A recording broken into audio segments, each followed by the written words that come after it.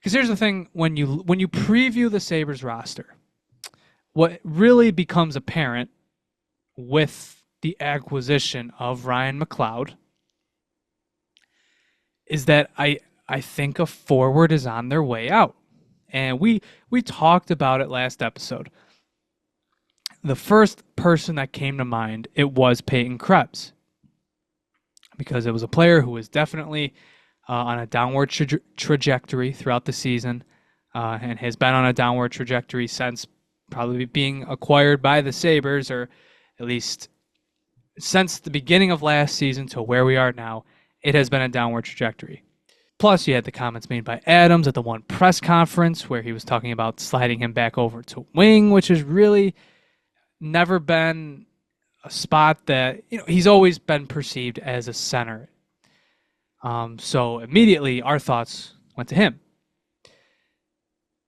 On the other hand, there is one forward in this group that was pretty much acquired to play under the previous coach. He was a guy who Don Granato was, quote unquote, slamming the table, asking for him to be acquired, and that's Jordan Greenway.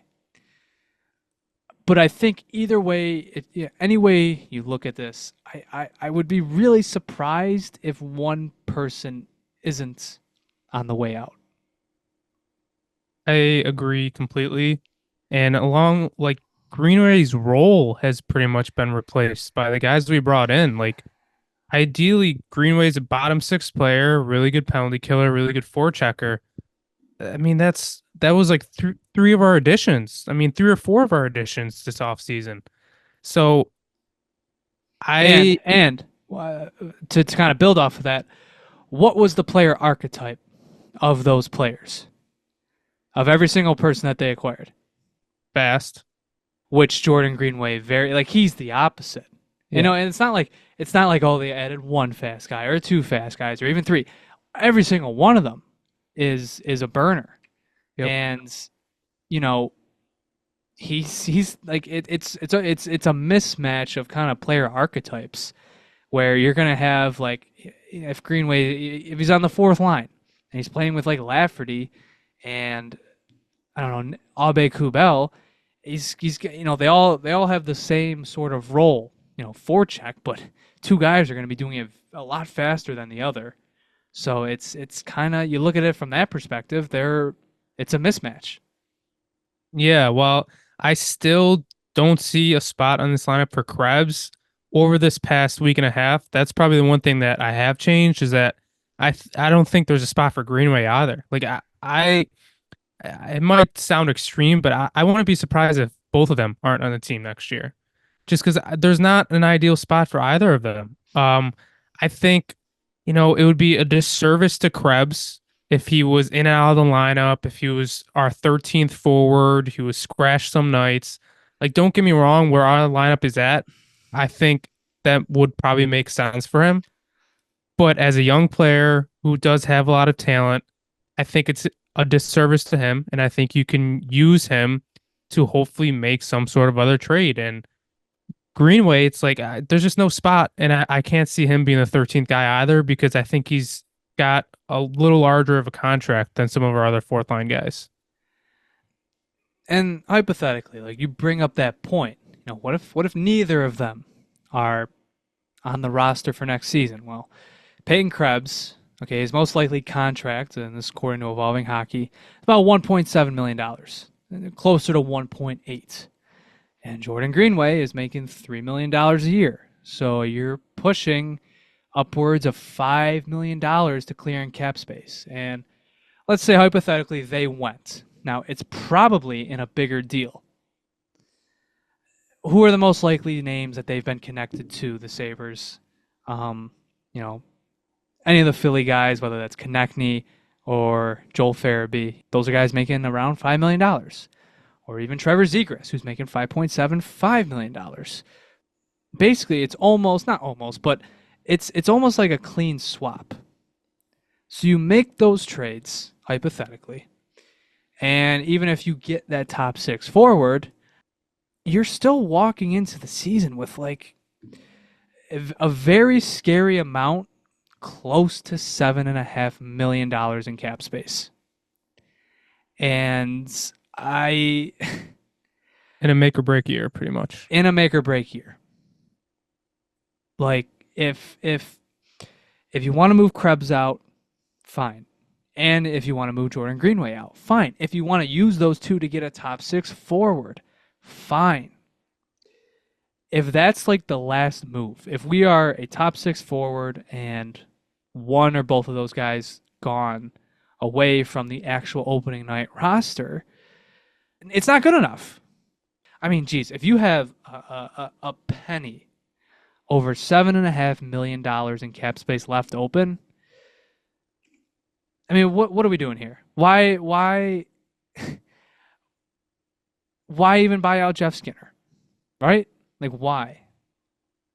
And Yeah. especially, okay, let's say they don't move out any of those, or let's say Peyton Krebs sticks around hypothetically, and they do a Labushkin esque trade with Jordan Greenway.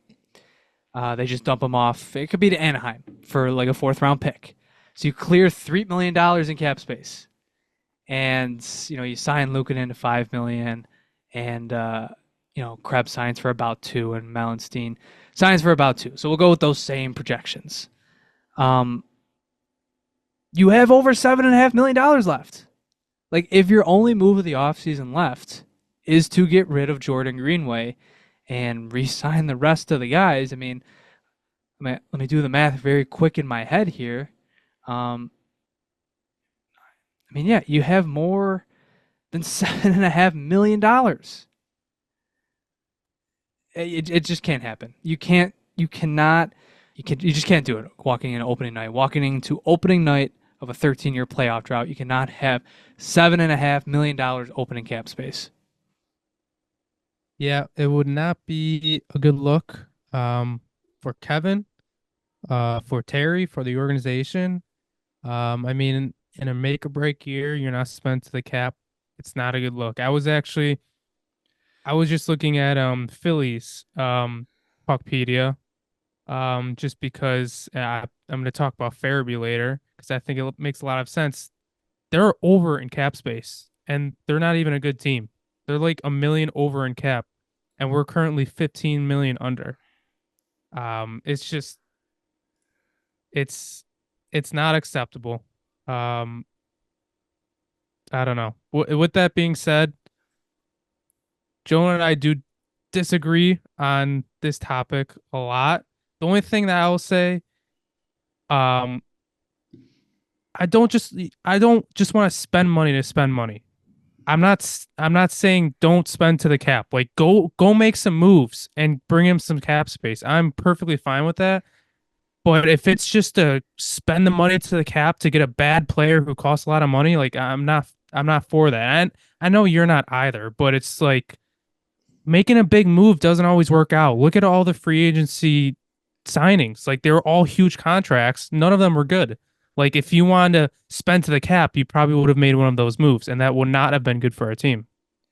I I can agree with you in principle. Like, no, you don't want to spend cap just to spend. And but that's like off the idea. Like we've gotten word, like it has been hinted at that Kevin Adams and everybody else that he has brought in his time as Sabres GM is gone if they miss the playoffs. And, probably rightfully so. I would, of course, there's people in the organization I would like to stick around, but look, that's the right thing to do. You had two opportunities to make the playoffs in years where you had to make them, and you missed. You should be fired. However, um, JP, if you're the GM of an NHL hockey team and you're told by your boss, "Hey, if you don't make the playoffs this year, you're gone. I'm sorry, but you're gone." Would you walk into that next season willingly with $8 million left in cap space Oh, I after absolutely not not. after only adding a third line center and retooling your bottom six? It means No, all you did was make your top six worse, keep your defense the same, and keep your goaltending the same. no, I would definitely spend to the cap. But my thing is like, what move would you have wanted to make that would have got us to the cap? Like, I'm sure there's a few, but like, what move realistically do you think we could have done that would have given us more cap space? I think you could have overpaid on Bertuzzi or Teuvo Teravainen. Um, Listen, if I did any of us think that Jason Zucker was going to sign here? Probably not. But money does talk, and the Sabres have it. And look, I get what you're asking because yes, there were a lot of bad contracts handed out on free agency day one. However, for me, it's when you dig further because it's not just the Sabres aren't spending money. It's why aren't they spending money? Do you believe that the reason they're not spending money is because they're avoiding bad contracts? Or there's the alternative. Is there something stopping them from spending the money? And I think I know which side I choose to if they walk into next season. First, if they walk into next season with 6 or more million left in cap space, and especially if they walk in with $7.5 million open, I know which side I'm taking. I don't know. I just think I know I'm in the minority. I'm not on that side. I really do think Adams has all his assets at his disposal, and for some reason he's not doing it. And maybe his job's safer than we all think. I mean, I think that's another thing that comes to my mind. We all think that this should be a make or break year, not only for the team, but for him. And as I've been one of his biggest supporters. I think if we don't make the playoffs, he should be gone. But maybe his job is a lot safer than we think, and he doesn't feel as much pressure. Like maybe that's why he's not spent to the cap. I don't know. Maybe I'm making a lot of excuses. I think it's unacceptable to not spend it all. I just, I don't know. It's just, Can I challenge you on that a little bit go though? ahead. Um, See, it's not just I might get fired next year. That's not the only bit of pressure he has to spend. I don't know if you've noticed, but we are kind of in a 13-year playoff drought. Yep. So look, I'm just gonna read off some quick statistics. This is via Spot Track. This is the Sabres cap space available by season, dating back to the COVID season, 2020, 2021. The previous season, 2019, 2020, the Sabres actually spent over the cap. Um, but since then, in 2021, in 2020, 2021, the Sabres had about $8.8 million in cap space. That was the fourth most in the NHL.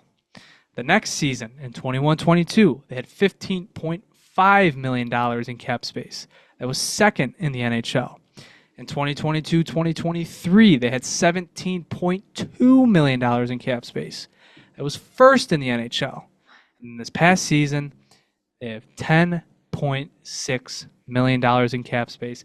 That was fourth in the NHL. And, roughly, the way things are looking, they're probably going to have $6 or more million in cap space heading into opening night. How do you go from spending over to the cap to being that much behind each and every season in the NHL? Clearly, something happened in the year 2020. I can't really recall what, but clearly spending habits changed after that. And we were just talking, like you brought up a good point, like the Philadelphia Flyers, for example, rebuilding. They're spending to the cap. Okay, I understand that the Sabres were in a rebuild. However, they didn't have to be so far behind in terms of the rest of the NHL in terms of spending. So I don't agree at all that there was, no, I don't disagree at all that there is some sort of limit on spending or an internal cap in the past. I don't disagree on that at all. I think there 100% was. I think COVID really did mess with the financials of this team. And also, I mean, we've had some bad contracts in the past. I'm sure, our owner wasn't too happy about the Taylor Hall contract. I just think Kevin Adams has all the assets at his disposal right now, and he's just not using them. Why? Um, Just like I think what has proven to you that so you are saying that you think there was, let's just say it, that there was an internal cap at one point in time. mhm. What has changed to make you believe that there is no longer that? I think it's make or break. I think Kevin has said time and time again that he has no limit on spent, that he has no limit. I just think it's Kevin's philosophy. I think his philosophy, it's gonna fault him if this doesn't work out for him, but it's also been a strength for him. He doesn't like blocking players, and if you're gonna spend money on a player, I mean, spend a lot of money, it's gonna be on, a top six player who might push down someone in the lineup, and I don't think he wants to do that. I'm not But saying that's wait, good. who is he pushing down? Because here's the thing, Yuri Kulik has spent 2 seasons in the AHL and could totally break into the bottom six. He just added 5 new faces in the bottom six. No, I don't disagree with that, but I think he doesn't want to push down like Paterka or Quinn down to a lower role. He wants them to keep elevating and to keep succeeding, and he doesn't want to, go sign a Steven Stamkos who's going to take the place of one of them. Obviously, Stamkos wasn't realistic, but I just I don't know. See, but it's I not like, know. but that's under. But if Jeff Skinner was still here, I understand that because then you have your top six locked in. There's an obvious hole in your top six right now. So my thing, it's not even the forward group because he's probably, I don't want to say he's done more than enough to the forward group. Look, he said he was going to get a top six forward. So far, he hasn't. Okay, and if he doesn't do that, it's a failure because it's pretty obvious. You can't just take Jeff Skinner out and not replace him and then call that a success. Now they added Brian McLeod and they can help with that, and sophomore Zach Benson jump can help with that, and maybe a Jason Zucker can help with that. He's bringing back the same defense, it looks like. So you have all that cap space, and you have a defense that is not perfect, and you decide to run it back. I just don't. I wouldn't understand the logic behind leaving all that cap space there and running it back with the same defense core, where, aside from Rasmus Dahlin in power, you got Bowen Byram, who is a pretty big question mark, Mateus Samuelsson, who is a big question mark in terms of injuries, and then you got Henry Okiharu and Connor Clifton, who are bad. To leave all that cap space up in the air, not to be utilized, and then deciding to re-sign Henry Okiharu at a very generous cap hit for what he actually provides, I just don't see it doesn't scream financial flexibility to me. It doesn't scream the chains are off. It screams do the most with what you have because we have a limit of like, I don't know, what's the cap going to be this year? $89 million. Are we at 90 yet? Can't spend over 85 million. That's where I'm at. Like that's where I just can't see this any other way because no other franchise would do this. I just don't believe they would. Do you think the Toronto Maple Leafs would not, if they were in a 13-year playoff drought, which they were at like 9? Do you think that they would leave $6 million opening cap space heading into their 13th or no 14th season without the playoffs? And I know, Obviously not, and but I know what you're saying they're because the you're saying, biggest market in the league. but here's the thing: there's a flat cap, and I was told that money would not be an issue. And for me, it comes down to the principle because, yeah, I don't mind that Kevin Adams isn't chasing after bad contracts. That's actually a great philosophy.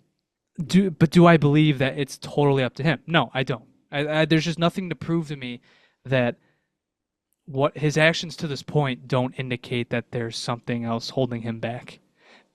Even you, who has admitted that there is an internal cap, or there has been, I don't see where the turning point was. And I don't see the evidence to see that I don't see the evidence to indicate that something has changed. No, I don't think there is a turning point. I'm not saying there is. That's just it's just my personal belief, and I also do think this is the result of having the youngest team in the league for like 3 years straight. You're gonna have cheap contracts when you have that. So you're not always gonna be one of the top spending teams when you have all these cheap contracts. And Kevin has said how that he's got to keep in mind these extensions on how to project the cap. Now that once again, that affects this year. No, no way, in no way. But in future years, you do have to plan for the extensions. So I think But that's he part of it bought too. out Jeff Skinner, and Well, his biggest cap hit comes in 2 seasons when all of the big force contracts are going to kick in. Quinn and Paterka are going to be under contract. You're going to need to give Byram a new contract. Lukanen is probably, hopefully still on the team. Levi's eligible for an extension. McLeod, I mean, that doesn't make sense. You're signing yourself up for a 26, 27 dead cap hit of $6.5 million. But then you want to preach that the future contracts are concerning you. Like that doesn't make sense. It doesn't make sense because why did they make the Jeff Skinner buyout? well, we all thought it was to save money this year, but who really knows? Well, they are saving money Well, right now. I meant to save cap to use it. Clearly, that has not happened. That's the one thing that I think everybody said that if you buy out Skinner, you better use it, and they haven't used it. So And if they don't use it, then what does that tell us? Like, let's say they walk into next season with 7.5 open. What does that tell you? What are you thinking? I don't. It's just I don't know. It's just unacceptable. Like I don't. I debate where like if we still have Skinner, like I don't. It's just I don't know. The whole idea is that Jeff Skinner is perceived as a negative asset, especially when he's thrown into the bottom six. Yeah. In the top six, however, that's where he's supposed to be. So I don't view him as a negative asset if he's in your top six. But we all thought, because we've been hearing since the moment the season ended, they were searching for a top six forward with Skinner on the roster. So therefore, you connect the dots, Skinner was going to be on the third line. And that's not a suitable position for him. He's not going to help your team in that role. So therefore, you buy him out, open that spot up for someone that should be there, and you get additional cap space for this season. But if you walk into next season without the top six forward and with that cap space, what are we doing, man? Because then all I see is that amount of money open with a new veteran head coach, a new scoreboard, and a new roof. So I'm not gonna say, it's one thing leads to another, but I mean, hey, you're not exactly convincing me the alternative that you're saving this money. I mean, what? We're saving money for an in-season acquisition. Like, come on. Yeah, I don't What are we agree doing with here? that. Yeah. You want to leave $4 or $5 million open? Fine, but man, if you leave six or more, if you especially leave any more than 7.5, you're just not going to convince me that there isn't some sort of internal cap in the organization right now. I think that's completely fair, and I think that's how most people think, and I think they're justified. I disagree with that. I think it's unacceptable that we're not using it. I just don't think there's an internal cap. I just think it's more Kevin's philosophy and how the team is built.